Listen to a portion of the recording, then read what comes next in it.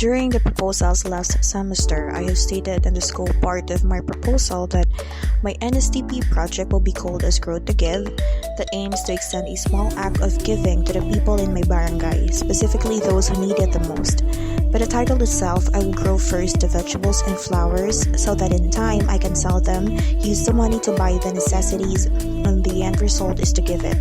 I want to have something fruitful out of the unused area in our home.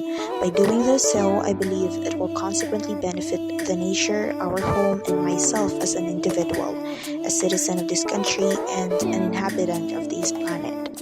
However, on the reality, I wasn't able to grow flowers due to the fact that it takes a lot of time for them to grow, so I opted for vegetables, and due to unfortunate events, I was able to only grow a few number of vegetables. I wasn't able to sell them and use the money to buy other goods such as disinfectant.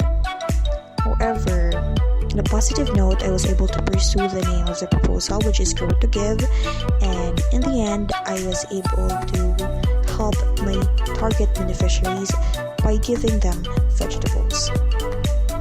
Unfortunately, I wasn't able to capture the reaction or message through video of my selected beneficiaries, but here are some of the pictures that can attest where they're glad about receiving the vegetables. They were grateful even just with those few vegetables, and others even say that they find the timing good because they will have something to cook for supper, while others even said that they were looking forward into cooking it into soup viand. And one of them even jokingly said that she's hoping this kind of project that I'm doing is done every day.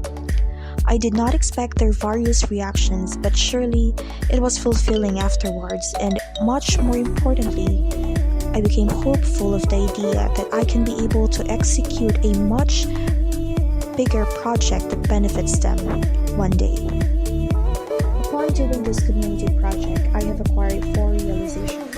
1. You can help on a smaller scale as long as you do it with heart. It indeed outweighs when it comes to essence those big help but seek something in return or out of personal advantage or just to appear generous but not really with pure intention to do so. 2. Patience in planting is very much in need. There are a lot of setbacks that you may face along the way, wherein you feel down because all of your hard work can end up with nothing and just a snap, and something that occurs to the plants. It takes a lot of patience to pause, move on, and start all over again. It takes patience to take care and provide their needs every day. It takes patience to wait for them to grow, and it takes patience as well in harvesting all of them. This only shows how important are farmers to us. They provide food to our tables, and they did it not an easy way, but literally through sweat and blood. Reason why everyone must make sure not to have any leftover food, because food is as important as the farmer's life and the gratitude of having something to eat and not suffer in hunger. 3. People's status in life affects their perception of things. Others who have enough when receiving things are grateful, but not that much, while those who have less rejoice more when receiving things, because as simple as they are, as simple as their happiness as well, that even just in little things they are satisfied greatly. I think we all should be like those people who have less than what we have, because maybe we can be more appreciative of what we already have and not seek advantage over others just to suffice our unmet contentment. Lastly, it really is through the smile and glow of eyes where you can see the genuineness of heart, and how amazing it can lift your mood all of a sudden. Seeing others happy really makes me happy too. If only I was able to do more around this time, given my resources and all, I would be willing to give more. But for now, I believe I did good. Wasn't the best, but I did good.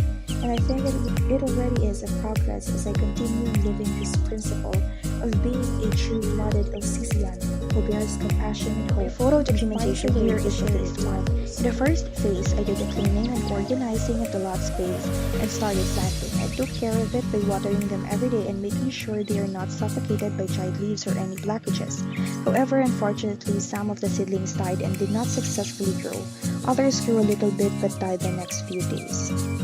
For my phase 2, additional of vegetables to be planted and the continuation of growing the previous plants. Everything went well, the leaves grew bigger and greener and the stems are getting longer, especially my chayote plant whose vines are already taller than me as it props up in the wooden frame. Again, unfortunately, for the next few weeks my chayote plant died due to excessive application of organic fertilizer that did not allow the soil surrounding the plant to breathe efficiently. It started to wither, but I thought that if I removed the fertilizer it might have a chance. However, it did not, so I just gave up the fact that I can harvest a chayote fruit by the end of the community project. My family knew what happened, and so my aunt, who knew what the project was, offered me her onion leaves plant as a compensation for the loss of the chayote plant.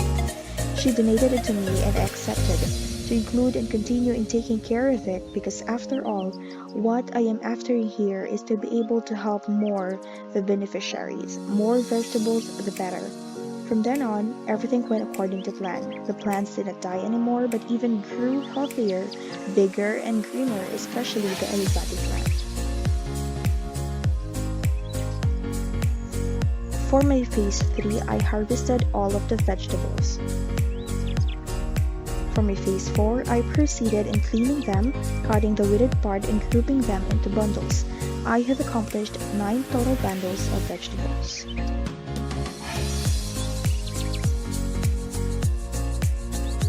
And for the final phase, after having some people in mind, I completed the project by giving out to them one by one personally. So although that they are not using masks because they are just at home, I am the one who initiated to wear it instead to protect both parties from any contact